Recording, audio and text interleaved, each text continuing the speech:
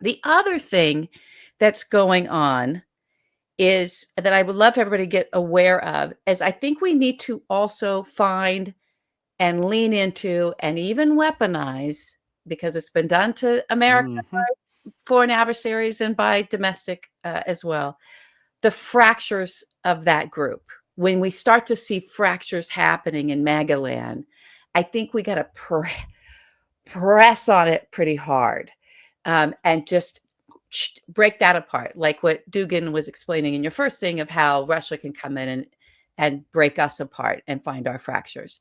And there's a massive fracture going on right now in MAGA land, that this whole this whole show today that Trump and Vance put on is a temporary. I'm not saying they didn't mean all that. It's horrible. It's also serving, as everything serves for them, 2 or 3 purposes. And understand there's a panic going on right now. MAGA was promised that on day 1, the Epstein files, whatever that means, were going to be released, right? So all of the troves of information about Jeffrey Epstein and the list, right, of everybody, like as if he, As there's if we don't already know, as if we as if haven't we already don't seen already the know. lists. But Yeah. there was a lot redacted. The stuff that actually made it out came out through FOIAs, or it's been in the public domain. And so if you're not, because none of these folks, none of us are MAGA people, but trust me, those hardcore MAGA folks that were QAnon and everything, they were promised this. And in their channels, in their communication channels, and on Truth Social, and in the Reddit forums, and all that kind of stuff that they still have, they have been promised by Trump, promised by Don Jr., promised by all the social media influencers that are all up in, making all their money out of this, that on day 1, these files are going to be released. Well, it didn't happen. And then Pam Bondi said she was going to do it. I guess yesterday was the day it was going to be released, or by today. And what happened was she handed out binders. They invited yesterday all of these social media, the Trump social media influencers that the basically Nazi whisperers and all of that. Invited these people, like, think Cat Turd. I don't know if he was there, but that kind of thing. And they were all given binders. Ooh, Binders with the Epstein files, right?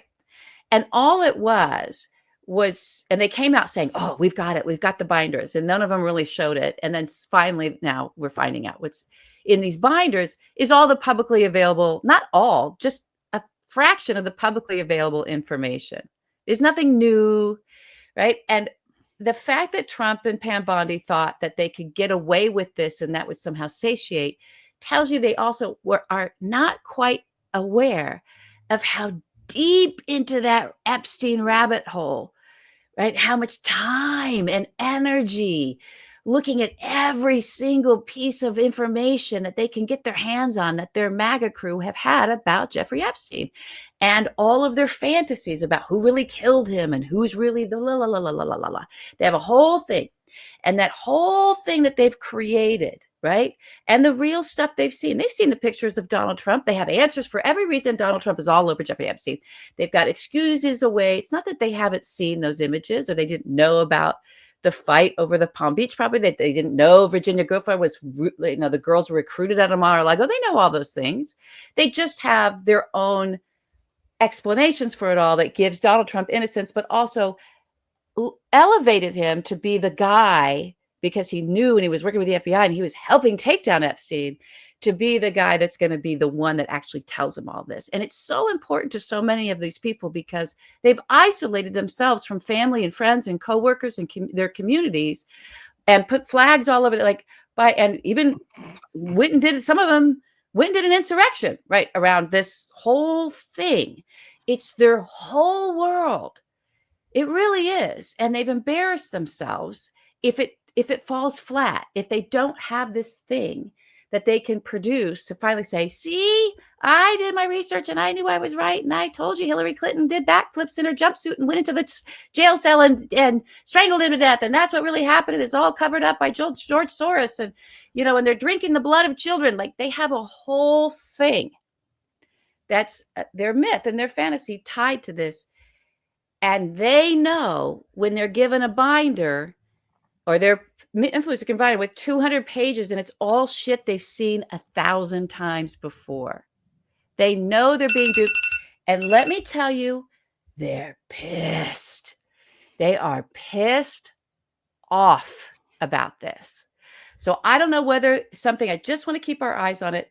I don't know whether something's going to be cooked or concocted up by Pam Bondi to like, and by the way, she was there, district attorney or attorney general, whatever, of Florida from 2008 all the way through, right, while Epstein was, running around before they grabbed him again. So they had a lot of hope on her and saw that her appointment by Trump was all about delivering this thing. So now there's a distraction, but I think we can all, if everybody wants to do their part, on the social medias, just lean into that fracture. Lean into that fracture. They're talking about how they're being betrayed. And this is the awakening that's going to help. It's not an awakening of a moral awakening to actually have these people be caring, truly patriotic and understanding America and pro-democracy. It's going to be, yeah, you got conned.